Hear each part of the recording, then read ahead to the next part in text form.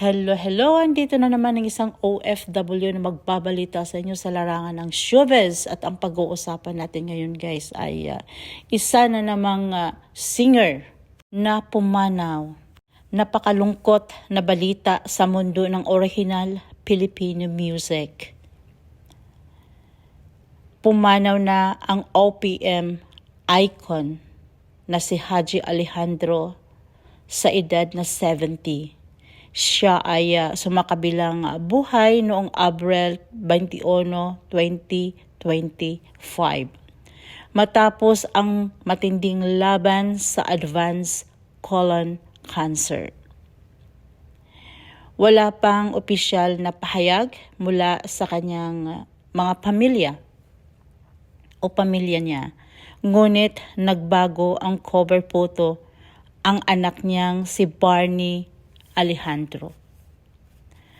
Nagbaha ng pakiramay sa comment section mula sa mga kaibigan at fans.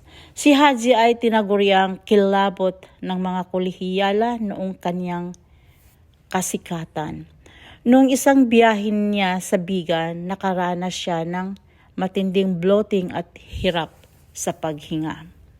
Agad siyang isinailalim sa CT scan na nagpakita ng colon cancer.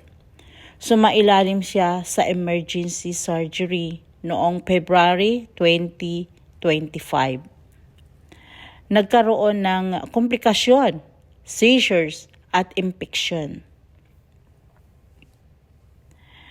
Na-ICU si Haji at nagdaan sa matinding gamutan. Kalaunan ay nakalabas siya ng hospital at nagsimulang mag-rehab.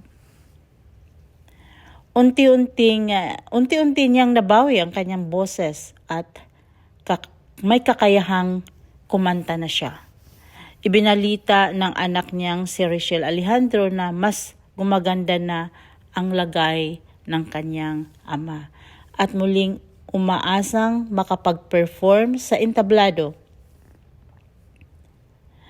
Isinilang si Haji bilang Angelito Toledo Alejandro noong December 26, 1954 sa Alaminos, Pangasinan.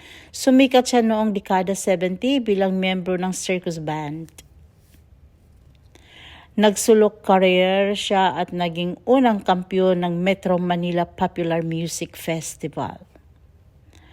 Ang kantang Kay Ganda ng Ating Musika ang nagbigay sa kanya ng tagumpay. Ilan pa sa kanyang iconic na awitin, Panakip Butas, Nakapagtataka at Tag-araw, Tag-ulan. Ang kanyang tinig ay naging bahagi ng buhay at alaala ng maraming Pilipino.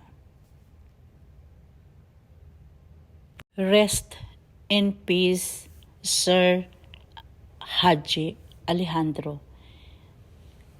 Nasa puso ka ng ating mga Pilipino na tumatangkilik sa ating sariling musika. Hinding-hindi ka makakalimutan sa mga taong nagmamahal sa ating musika.